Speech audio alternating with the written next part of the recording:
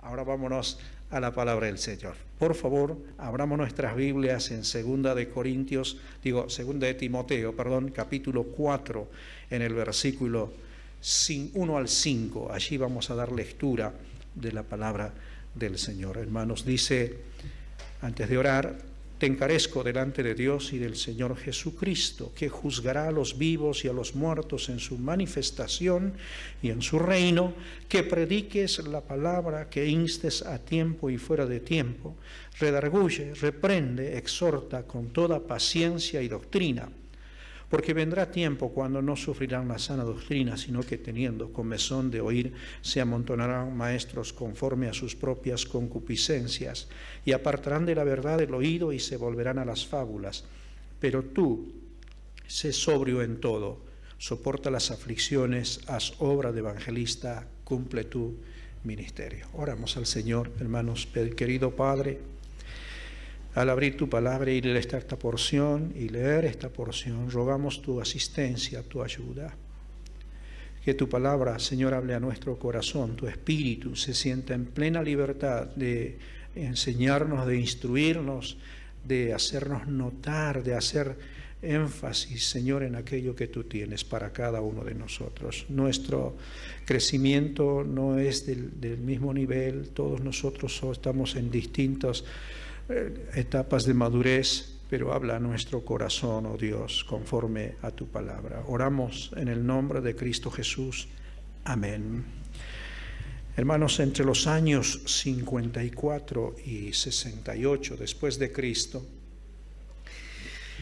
Lucio Domicio Agenobardo se constituye en el quinto emperador de Roma. ¿Ustedes se acuerdan de ese nombre? No, ¿verdad? Bueno, nosotros lo conocemos normalmente como Nerón. Nerón, ¿no? Su nombre era Lucio Domicio Agenobardo, ¿no?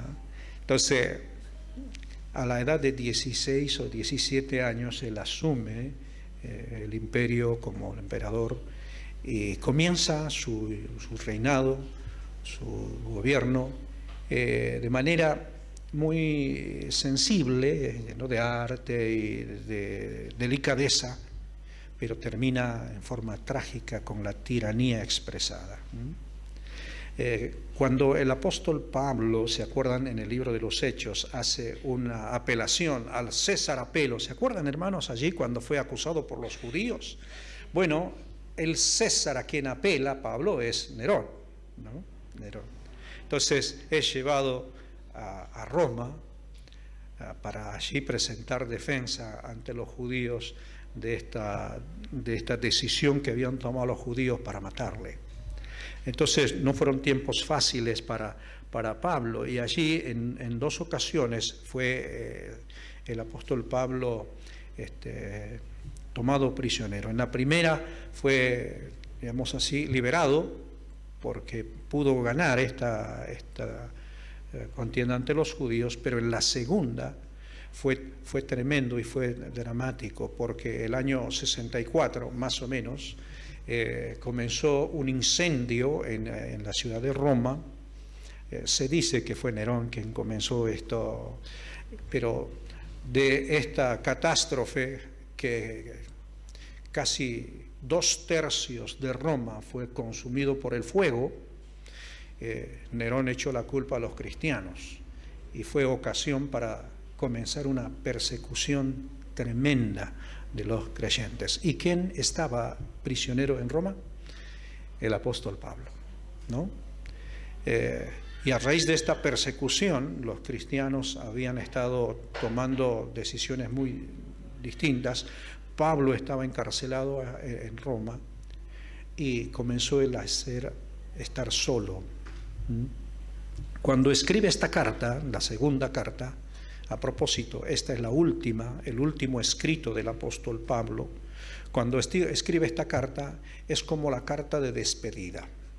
Si alguna vez te dicen, escribe tus últimas palabras, bueno, esta carta es las últimas palabras del apóstol Pablo, porque después de esto él va a sufrir la muerte por Nerón.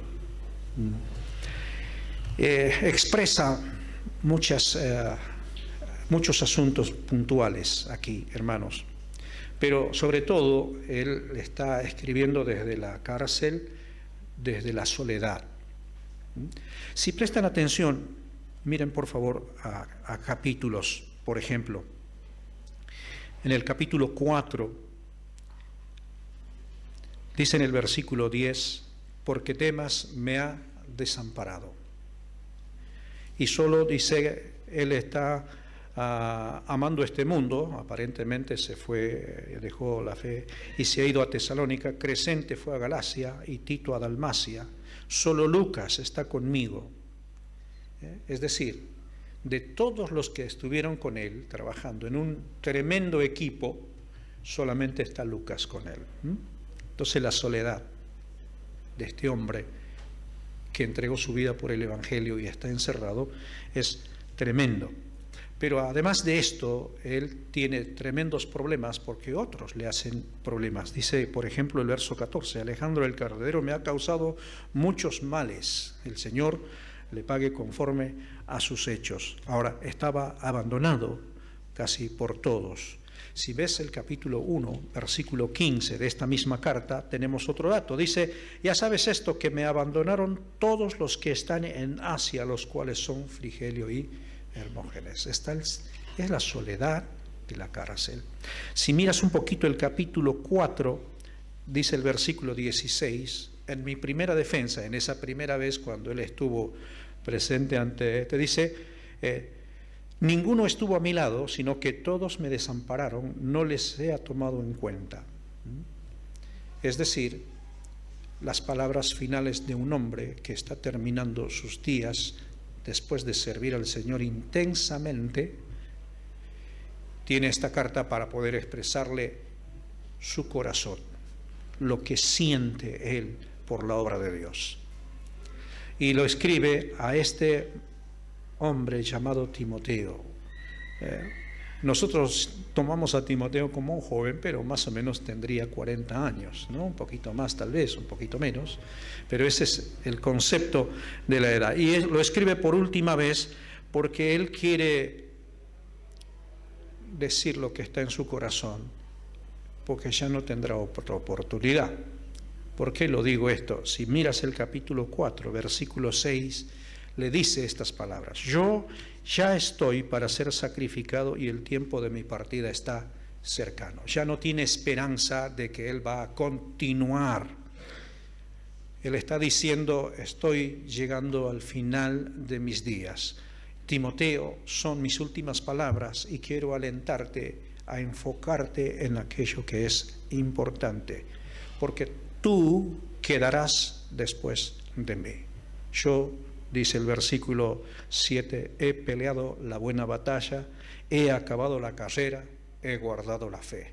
Estoy poniendo el punto final a mi ministerio y espero solamente ir ante el Señor, a su presencia.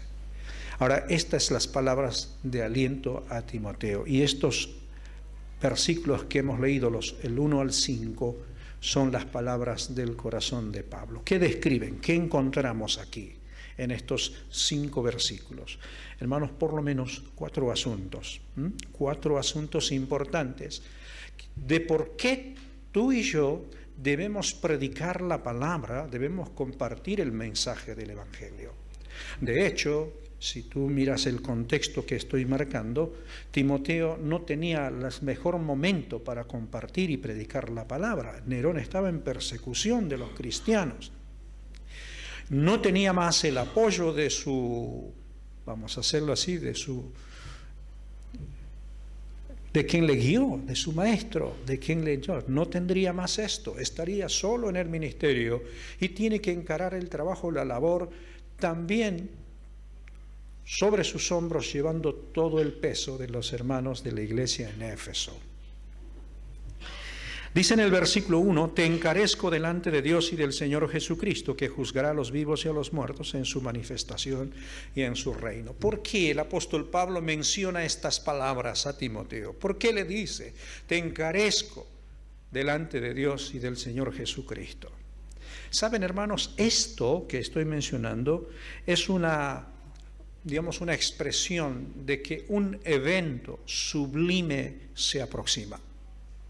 Y ese evento sublime es el juicio.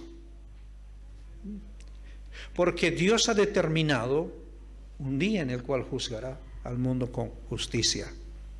Ahora, de hecho, después posteriormente vemos que hay dos sucesos importantes en los cuales tenemos que estar presentes todos los seres humanos ante Dios.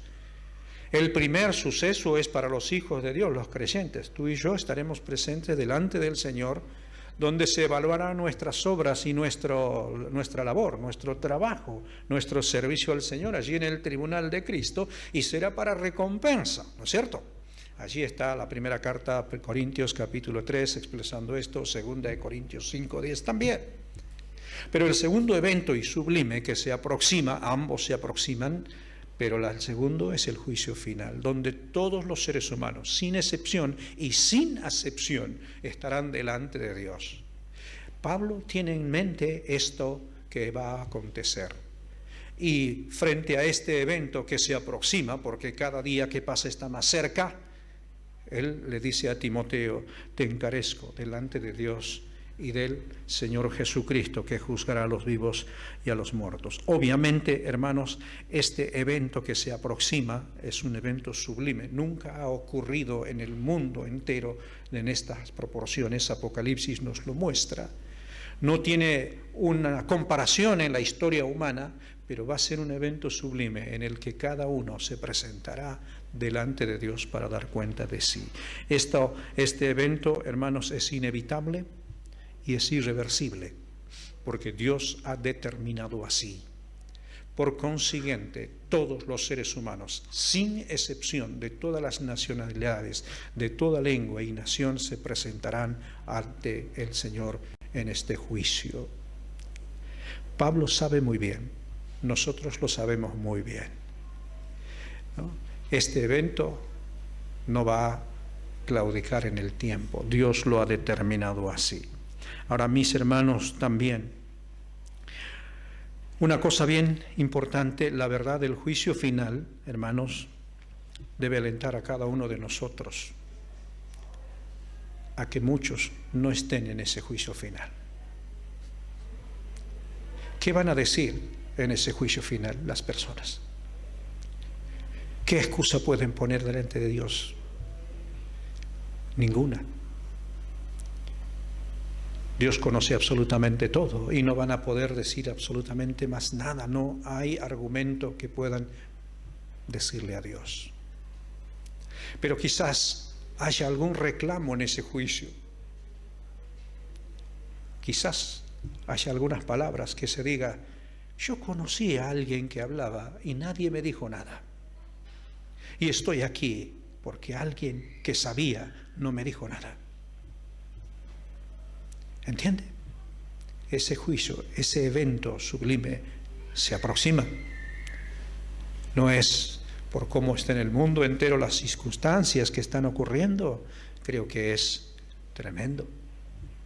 Ahora, hermanos, en el segundo versículo de este capítulo 4 aparece otra cosa tan importante. Dice el texto: que prediques la palabra, que instes a tiempo y fuera de tiempo, redarguye, reprende, exhorta con toda paciencia y doctrina. Ahora, lo segundo, aquí el apóstol Pablo, ya habiendo y diciendo que hay un evento sublime que se aproxima, ahora le dice: te hago un encargo solemne. Un encargo solemne que tú y yo debemos tomarlo porque nos apremia. Y estas palabras son tremendas: que prediques la palabra. Hermanos, ¿por qué BBN pone a disposición un instituto bíblico? Porque en el mundo entero, hay muchas voces que no son la palabra de Dios. Hay mucha gente escuchando otros asuntos. Y si prestas atención a la primera carta del apóstol Pablo allí a Timoteo en el capítulo 4, ya en ese tiempo hubo un movimiento muy fuerte, y observa lo que dice: pero el Espíritu dice claramente, versículo 1, en los postreros tiempos algunos apostatarán de la fe, escuchando a espíritus engañadores y a doctrinas de demonios. ¿Qué significa esto, hermanos? Que habrán una operación del maligno en dimensiones no conocidas y en dimensiones ni siquiera consideradas y evaluadas. Un trabajo silencioso, intenso, con palabras y enseñanzas organizadas, por eso llama doctrinas de demonios, de tal manera que las personas tengan este engaño en sí mismos y están allí. Pablo le dice a Timoteo que prediques la palabra, que prediques la palabra, y agrega a esto: a tiempo y fuera de tiempo. Mis hermanos, ¿qué novedad o qué noticia es más importante que el mensaje del Evangelio? El mensaje del Evangelio va a producir en su mente y en su corazón del hombre perdido fe.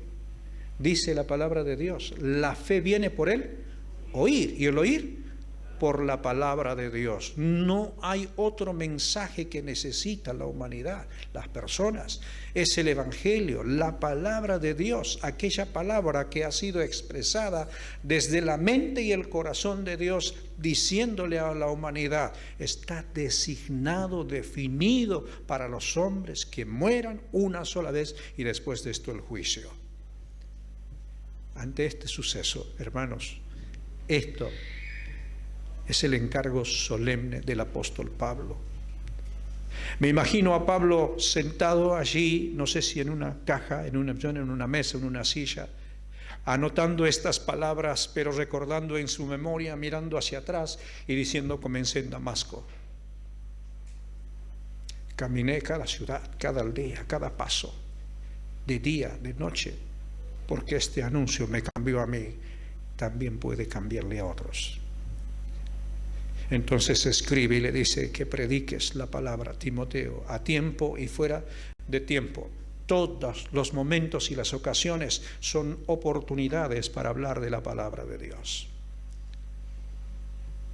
¡Qué tremendo! Pablo, en su corazón está el seguir. De hecho, si él hubiese tenido la oportunidad de ser libre de la cárcel, hubiera seguido ese trabajo de predicar la palabra. Pero ahora tiene que encargar esto a alguien que tiene que seguir, y es un encargo solemne. Hermanos, ¿alguna vez te han dejado a cuidar algo importante, algo valioso? Me acuerdo una vez un hermano vino a mi casa y me dijo: hermanos, hemos tenido problemas en mi casa, nos han entrado los ladrones, y como no tengo a nadie en quien confíe, hermano, he venido a tu casa y le he traído todos los ahorros de mi vida para que usted me los guarde hasta que yo esté en un lugar seguro. Yo dije: un momento, ¿y si me entran a mí? ¿Entiende? Y este era un encargo solemne, porque estaba yo tomando en mis manos aquello que el hermano había estado ahorrando toda su vida. ¿Se da cuenta?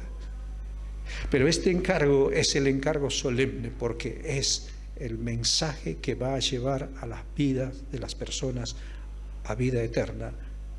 Y si no es compartida, no es predicada, estas personas irán a condenación eterna. Que prediques la palabra a tiempo y fuera de tiempo, todas las oportunidades. Hermanos, las personas están en búsqueda de Dios. Déjenme compartir algo que está en mi corazón, hermanos. Después de la pandemia, durante la pandemia, en la emisora, no dábamos abasto de escuchar las preguntas, inquietudes, dudas de la gente, de las personas. ¿Es este el fin? ¿Se acaba la vida? ¿Termina hoy? ¿No vamos a seguir viviendo? ¿Dónde hay una iglesia? ¿Dónde puedo buscar? Y no podíamos decir: ve a este lugar, ve a aquel lugar, busca a esta persona. Fue una muestra de la pérdida de esperanza de la gente, de la humanidad. De hecho, todos hemos vivido también nosotros esto. Pero una vez que pasó la pandemia, la gente ha tomado conciencia de lo frágil que somos los seres humanos y está esperando que le podamos dar palabras de esperanza. Hay mucha gente que está escuchando. Si ustedes creen, hermanos, lo que voy a decirles es, busca YouTube, busca un video, un contenido de autoayuda y vas a ver la cantidad de veces que se ha sido escuchado, visto. La gente está buscando charlas de autoayuda, reflexiones filosóficas, porque la palabra de Dios no ha sido todavía expresada ni explicada para ellos. De hecho, hermanos, también la palabra de Dios ha sido puesta en las redes sociales y está teniendo su efecto. Yo siempre me pregunto, ¿por qué Dios ha abierto todas estas posibilidades y estas alternativas? ¿Está llegando al final todos los asuntos? Son las preguntas que a veces no puedo responder. Que instes a tiempo y fuera de tiempo, toda ocasión es oportuna, hermanos. Y esa responsabilidad, ese encargo nos ha dado también a nosotros el apóstol Pablo y por consiguiente Dios. El Señor de hecho nos había dicho, id y haced discípulos a todas las naciones. Ahora, la palabra de Dios es la que los salvos y los no salvos necesitan escuchar. Es la que va a dar esperanza real y verdadera. Ahora, la finalidad de la predicación, de la enseñanza de la palabra de Dios está aquí expresada en esta frase, redarguye. Hermanos, es convencer del error. Hay mucha gente que está caminando con buena intención, con una religión encima, pero al infierno. Redarguye, aclárale las cosas, muéstrale el error. Muéstrale el error. El otro día, mi hijo menor llegó a casa. Cuando entró el portón, le agarró dos testigos de Jehová en la puerta. Y mi esposa me dice, fíjate, me parece que hay alguien que le está hablando a Benjamín. De hecho, hoy tenía que venir, pero no pudo. Dije, bueno, me fijo y allí estaban los testigos de Jehová. Me acerco para escucharles y le dice, mira, te estamos hablando de Dios y de esto, de lo otro, porque la idolatría de más de 700 en la Biblia, de los ídolos de Egipto y todo eso. ¿Cómo? Le digo, no, querido, le digo, tenemos que hablar del Evangelio. Y comencé a hablarles del Evangelio. Y les decía, la mentira nunca va a tener un avance en el Evangelio, pero la palabra de Dios sí. Y cuando abrimos su Biblia, su propia Biblia, él podía ver que necesitaba salvación. Y obviamente es difícil que un testigo de Jehová se asuma que está equivocado porque obviamente hay otro al lado controlándole qué decisión va a tomar. Pero se van con eso de decir sí. Hermanos, no podemos seguir viendo que la gente, que las personas sigan absorbiendo mentiras. Dentro del ambiente evangélico la mentira ha ido avanzando tremendamente. Hoy tenemos un movimiento apostólico impresionante. Y tienen este movimiento con la finalidad de tener control. Si no tienes la cobertura del apóstol tanto, no eres nada, no tienes nada. ¿Y quién dijo que debíamos tener cobertura? Si nosotros estamos ligados a la cabeza, que es Cristo, la iglesia es la esposa del Cordero. ¿Qué cobertura va a necesitar para predicar el mensaje del Evangelio o para hacer la labor, el obrar? La mentira está allí, sutil. Por eso es importante, hermanos, predicar la palabra a tiempo y fuera de tiempo. Insta, redarguye, como dice aquí la Escritura. Es la insistencia, reprende, exhorta. ¿Cuántas veces tenemos a personas que han escuchado el Evangelio y todavía no se ha movido su corazón para allá dos? A veces es tiempo de decirles, Escúchame, has escuchado muchas veces el mensaje del Evangelio. ¿Qué te impide? ¿Por qué no estás? A veces ese es el empujón que necesita la gente. Pero predica la palabra a tiempo y fuera de tiempo. Mis hermanos, para llegar al corazón y a la misma conciencia de las personas se requiere de paciencia, ¿no? Y mira lo que dice el texto, cómo termina este versículo: con paciencia y doctrina. Paciencia, ¿qué vendría a ser, hermanos? Largura de ánimo, ¿no es cierto? La capacidad de persistir, perseverar, de sostener esto. Pero con toda doctrina implica Biblia, enseñanza de la palabra de Dios. Hay alguno que te dice: mira, no he entendido nada. Ve, búscalo, encuéntralo en su casa, llámalo por teléfono, mándale un mensaje, dígale: ¿qué dudas tienes? ¿Algo más? A tiempo y fuera de tiempo. Hermanos, esto es lo que está diciéndonos aquí. Paciencia, todavía no dio ese paso de fe, no hizo profesión de fe. Tenga paciencia, pero insista, siga. Que prediques la palabra a tiempo y fuera de tiempo. Este es el encargo solemne que está aquí en el versículo 2. Pero también, hermanos, aquí en el versículo 3 está el engaño sutil que se asoma. ¿Ven lo que dice? Porque vendrá tiempo cuando no sufrirán la sana doctrina, dice allí, sino que teniendo comezón de oír se amontonarán maestros conforme a sus propias concupiscencias. Hermanos, creo que este es un tiempo muy particular, muy particular.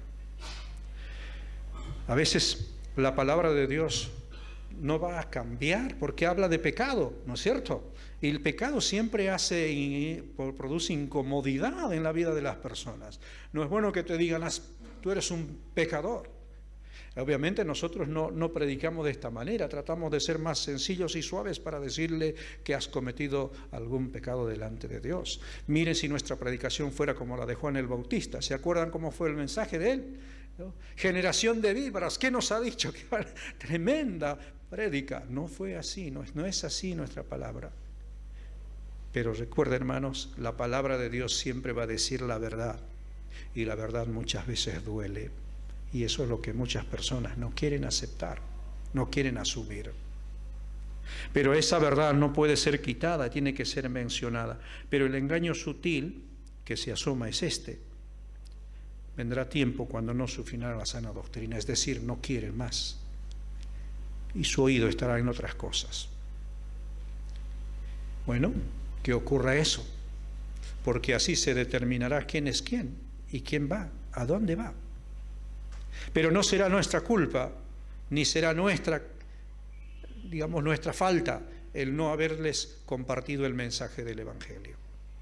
Ahora, ¿saben, hermanos? Este versículo es una advertencia del apóstol Pablo de un tiempo de desprecio de las exigencias de la palabra de Dios. ¿Saben, hermanos? Mucha gente teniendo comezón de oír, es decir, quieren escuchar, pero no lo que a ellos les dice la verdad, sino quieren comezón de oír aquello que les agrada. Lo que les agrada a ellos. El desprecio se evidencia por la búsqueda de maestros. Ellos quieren personas que les hablen bonito, lindo, hermoso, que le haga sentir bien. Hermanos, ¿por qué no nos damos cuenta que en la vida a veces hay que sentir el dolor y la tristeza y a veces para poder entender que no estamos viviendo en un mundo bello? ¿O no nos pasa eso en el ámbito médico? Cuando usted ve una mano que está infectada, ¿qué hace? Va al médico. ¿Y qué dice el médico? Tenemos que abrir y tenemos que limpiar, tenemos que desinfectar. Y cuando empieza a agarrar el bisturí para abrir, ¿qué dice usted? Un momento, no, déjelo así, por favor. Voy a ir a alguien que me ponga alguna pomadita para que me quite el dolor. No es así. La verdad siempre va a tener, pero hay personas que están buscando para su alma y su conciencia aquello que les dé un masajito especial y les haga sentir bien, pero eso no cambia su estado ni su condición delante de Dios. No lo hace. Por eso la predicación a tiempo y fuera de tiempo, el compartir la palabra es importante, porque la palabra de Dios, como espada de doble filo, ¡pum!, penetra hasta partir el alma y el espíritu. Y eso es lo que tiene que ocurrir. Por eso, hermanos, aquí el desprecio de la palabra de Dios de mucha gente será: mucha gente está buscando ideas novedosas. A veces se están especulando. Y por cierto, dice aquí la Escritura, se amontonarán maestros conforme a sus propias concupiscencias. Propias concupiscencias, es decir, criterios, pensamientos propios, caminos equivocados. Caminos equivocados. Por eso el engaño aquí es sutil y se asoma. Saben, hermanos, ojalá nunca se asome por la iglesia, por acá. Ustedes son defensores de la verdad y no deben permitir que eso ocurra. Hace unos años atrás, hace muchos años atrás, un hermano hizo algo que yo me quedé choqueado por lo que él hizo. Y después entendí que a veces es necesario. ¿Qué ocurrió? Entró un hombre en la iglesia, así con los hermanos, y mientras estaban conversando comenzó a distribuir unos folletos. Y los hermanos, claro, hablaba de Dios, todo muy lindo. Y se ve que al hermano le llegó este folleto. Y era un folleto adventista.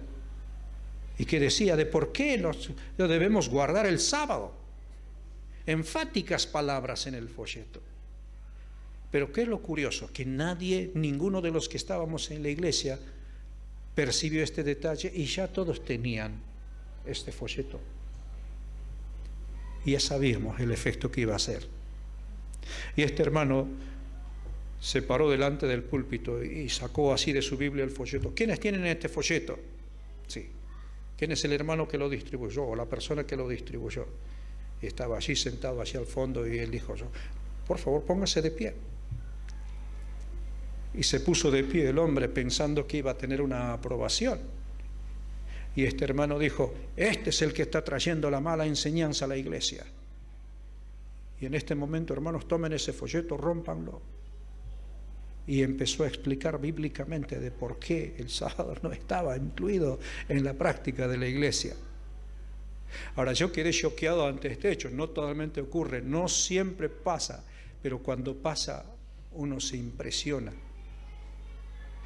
Este hermano tenía en su corazón ese fuego de defender la verdad de Dios y de quitar de raíz lo malo. Qué importante este hecho, hermanos, porque es curioso como dice este versículo: el engaño sutil se asoma. Intenta mirar de qué manera puedo ingresar. Y en las personas ingresa de esta manera también. Ahora miren, hermanos, el versículo 4 y 5, perdón, el versículo 5, el efecto está en el versículo 4, pero en el versículo 5 le dice a Pablo a Timoteo: pero tú sé sobrio en todo, soporta las aflicciones, haz obra de evangelista, cumple tu ministerio. ¿Qué le está diciendo? ¿Qué encontramos aquí en cuarto lugar? Hermanos, un esfuerzo sacrificado que se asume.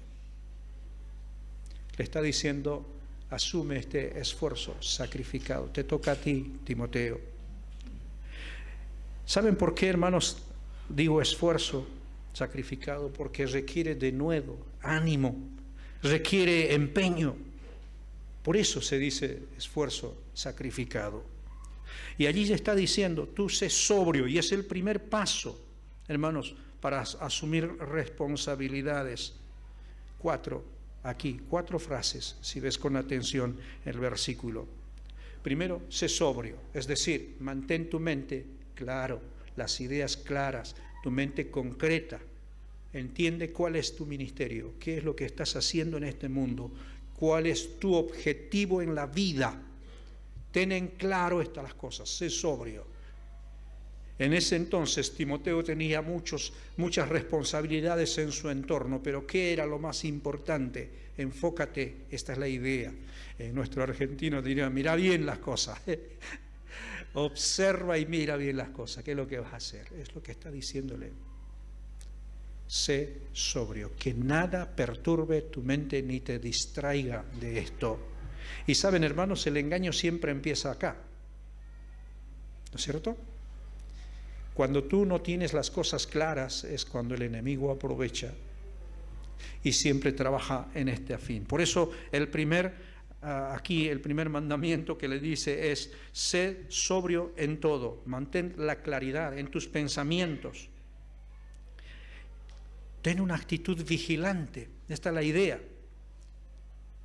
Ten cuidado que nada te sorprenda. Ser sobrio significa todo eso, hermanos.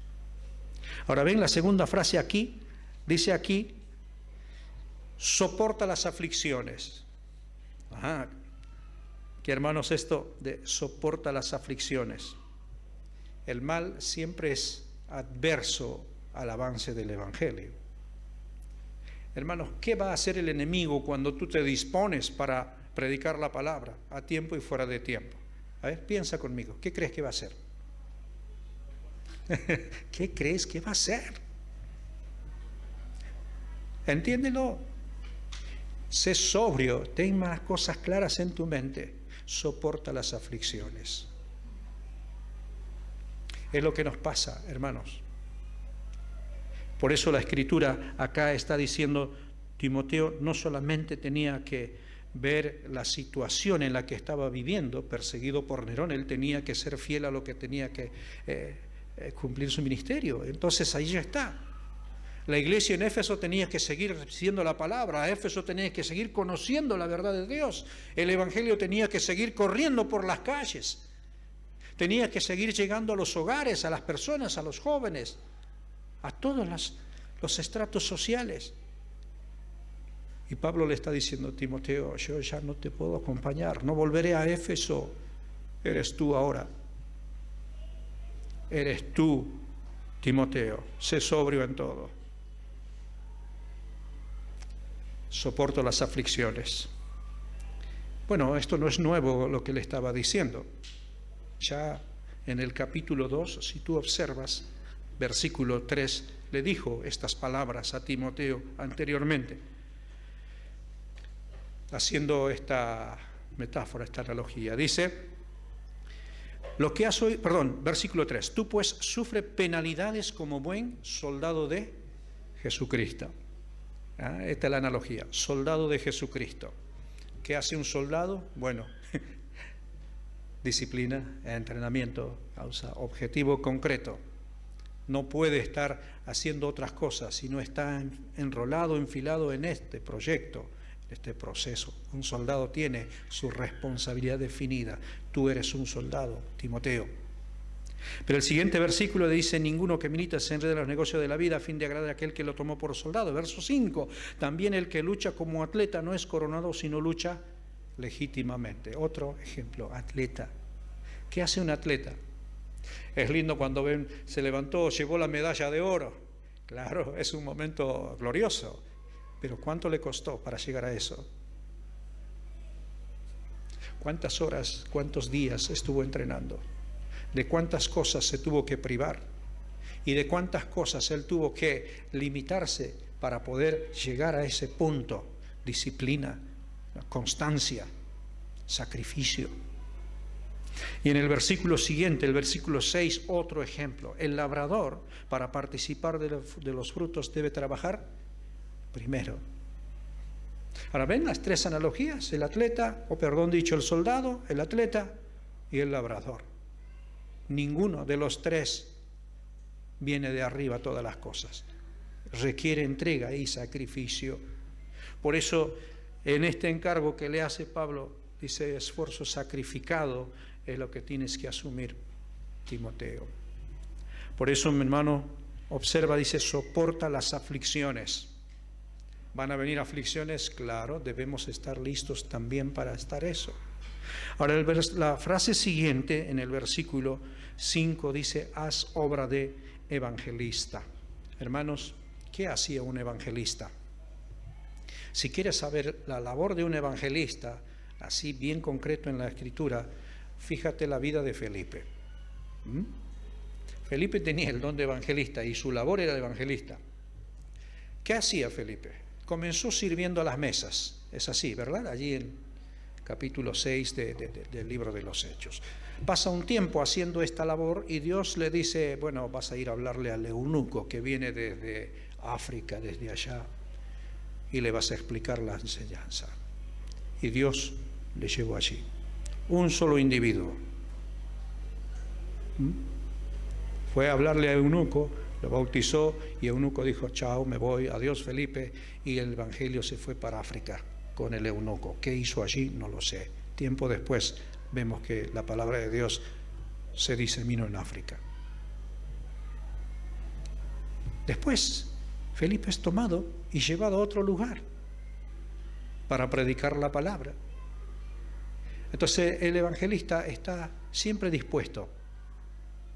Donde Dios le diga, aquí, allí, por allá, por acá, está dispuesto. En todo tiempo. ¿Entienden? Haz obra de evangelista. Es decir, cuando tú te relaciones con alguien, comparte la palabra. Cuando estás allí, haz obra de evangelista. Haz con el mensaje del evangelio.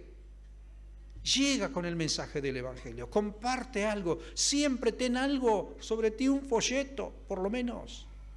Esta es la idea de hacer la obra de evangelista. Y esta es una de las cosas más importantes, hermanos, en la vida. ¿Saben por qué les digo importantes? Yo, sin desmerecer todo lo que se hace en la iglesia y lo que hacemos en la iglesia los creyentes, hermanos, cuando estemos en la eternidad no nos vamos a poner contentos porque tuvimos el mejor campamento. No nos vamos a poner contentos porque tuvimos la mejor clase bíblica. Vamos a ponernos contentos porque hubo mucha gente llegando al mensaje, ¿no? Llegando al cielo por la obra del Señor en sus corazones, porque alguien compartió el mensaje del evangelio. La voluntad de Dios son vidas,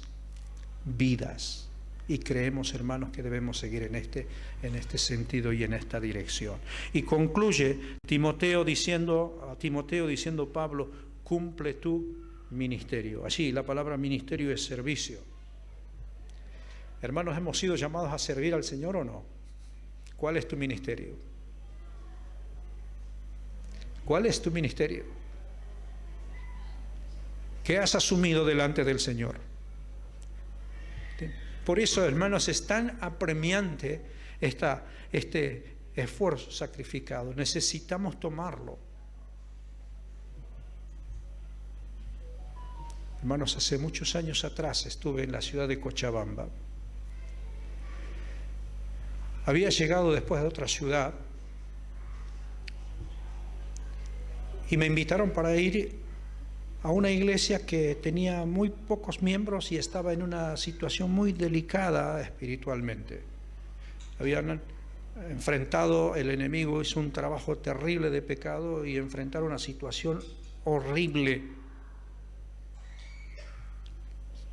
Literalmente, hermanos, toda la juventud de la iglesia había caído en pecado, a excepción de uno. Y todos dejaron de asistir a la iglesia. Cuando llegué a esa iglesia eran 25 hermanos mayores, muchos problemas de pecado, de adulterio y demás. Y yo no fui porque quería pastorear una iglesia, yo fui para congregarme en una iglesia como siempre lo hacemos cuando nos vamos a otro lugar. Y allí nos reunimos, oramos con el Señor, y yo miraba, la iglesia percibía un frío sepulcral. El canto del himno en la cena del Señor era como un lamento y un dolor que salía del Señor diciendo, haz algo, Señor, estamos acá, los que quedamos. Y el Señor puso en mi corazón estar ahí. Yo tenía la posibilidad de estar con otros hermanos en una iglesia mucho más grande, dinámica, Y el hermano que estaba como anciano allí me dice: hermano, necesitamos de tu ayuda. Necesitamos que nos ayudes aquí. Hermanos, yo no sé cómo fue las cosas allí. Ya no quise ni averiguar ni investigar lo que había pasado. Me enteré de muchas cosas horribles. Y dije: tenemos que mirar adelante, hermanos, vamos a orar, vamos a orar. Y empezamos a orar y pedir al Señor que nos dé dirección para ver qué es lo que tenemos que hacer en esta iglesia. Pero la idea era empezar a traer personas para Cristo, salir a evangelizar. Pero ¿quién estaba dispuesto? Nadie. Ninguno de los hermanos estaba dispuesto. Estaba dispuesto a orar, sí, pero no a salir.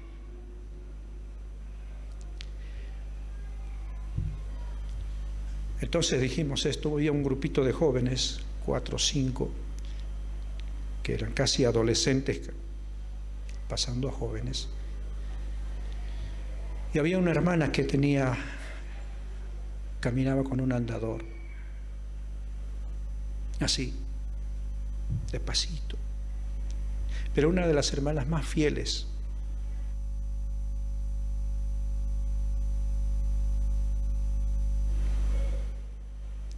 Y son esos momentos en el que el Señor te da luces y te dice: haz esto.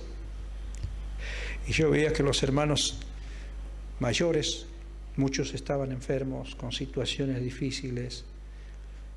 Entonces es como cuando el Señor te dice: bueno, entonces tienes que hacer algo. Y le digo a la hermana: hermana, ¿usted puede juntar a los hermanos para orar? Yo paso los motivos de oración, usted haga esto, por favor. Y la hermana me dice: claro, con todo gusto. Usted dígame por qué tenemos que orar y yo voy a pasar todos los motivos de oración por teléfono. Vamos a hacer cadena de oración, mi hermana, a tal hora va a orar tal, a tal hora. Ya lo tenía todo el plan en su cabeza. Bueno, y así comenzamos. Nosotros salíamos a testificar y los hermanos estaban orando atrás todo el tiempo. Nosotros estábamos esforzándonos para hacer obra de evangelista y ellos estaban respaldando ese trabajo en oración. Uno, otro, familia, joven, mujer, varón. Cuando nos fuimos de esa iglesia, había cerca de 100 jóvenes y 300 hermanos. No era muy grande el salón, poquito más grande que este. Pero una cosa que a mí me agradó ver eso, como Dios hizo una labor tan intensa allí. La cena del Señor comenzaba a las 9 y después venía la segunda reunión como esta.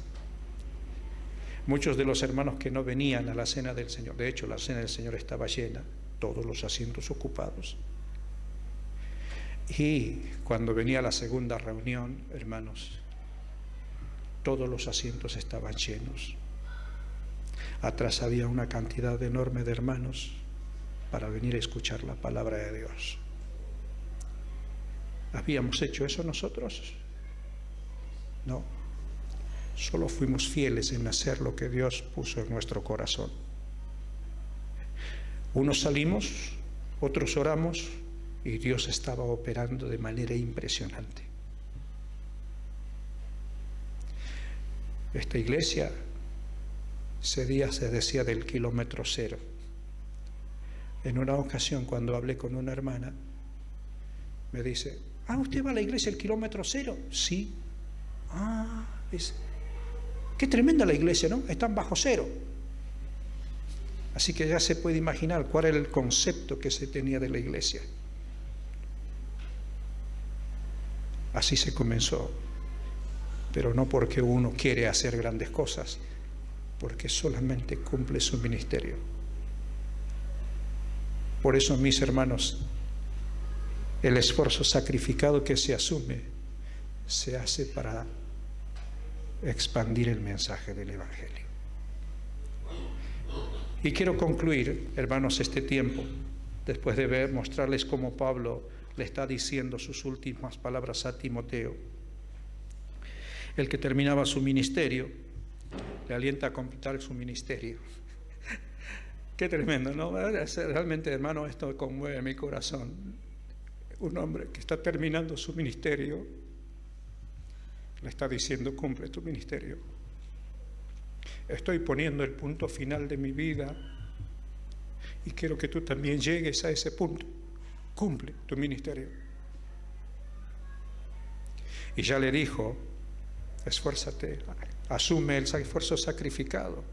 Observa que hay un engaño sutil en camino.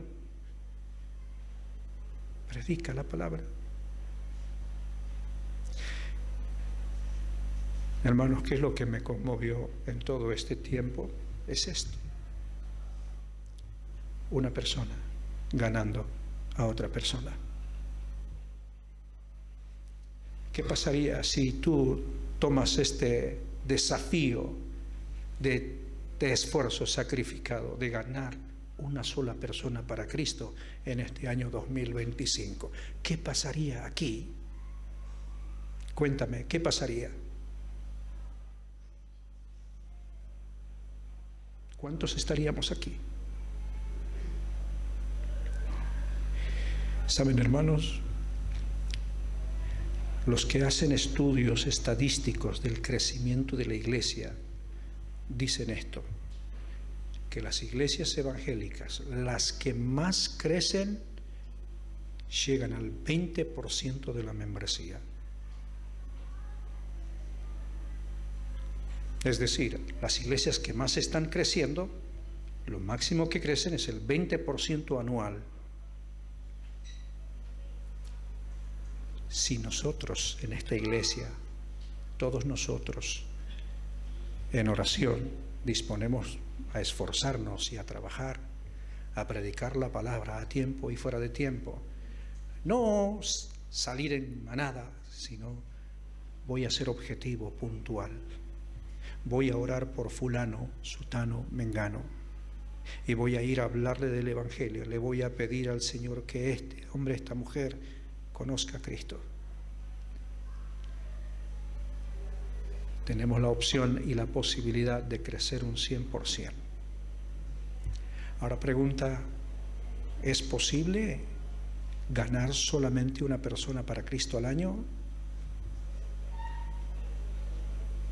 Es la pregunta que puedo trasladar a ustedes, hermanos. ¿Es posible? ¿Perturbará tu trabajo, tus actividades, el hecho de que te enfoques en una sola persona? A veces cuando decimos tenemos que predicar la palabra evangelista, estamos pensando en las multitudes, pero Felipe el evangelista fue a uno y fue efectivo con ese uno. Y piensa en eso. Toma el desafío, hermano, el esfuerzo sacrificado de tomar uno en 2025 y veamos qué puede hacer Dios. Predica la palabra a tiempo y fuera de tiempo. El encargo tan solemne que le hizo el apóstol Pablo a Timoteo nos lo traslada para nosotros. Hermanos, crezcan, busquen, vayan, anímense, tomen este esfuerzo sacrificado, enfóquense. Una persona para Cristo, nada más. Póngase la meta en el 2025, una persona para Cristo. ¿Quién puede ser? Mi hermano, mi primo, mi vecino, el compañero, el amigo o la amiga. Ore por esa persona, ore y vaya, háblele con paciencia y doctrina, insista, insista, insista y espere lo que Dios va a hacer.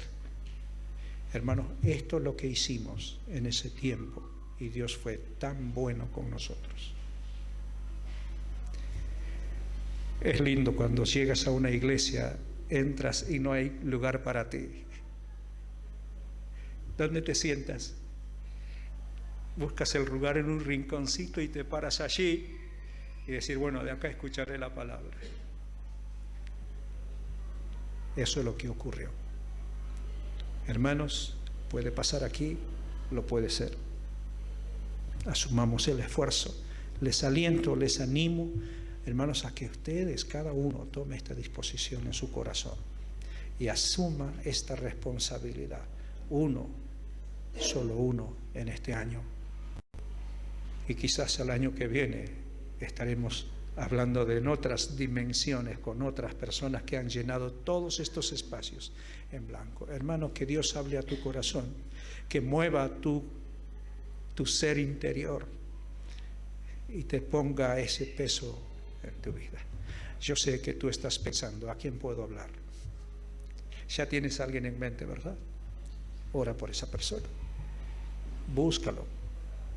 Compártele el Evangelio con toda paciencia y doctrina. Hazlo una y otra vez. Ve, muéstrale amor, entiéndele. ¿Saben qué dice Lucas 19:10? El Hijo de Dios no vino para ser servido, sino vino para buscar y salvar lo que se había perdido. No es que lleguen, vino para buscar y salvar lo que se había perdido. Sigamos los pasos del Señor. Que el Señor los bendiga, hermanos, y que Él ponga en tu corazón este deseo tan amplio de seguir compartiendo la palabra del Señor. Amén.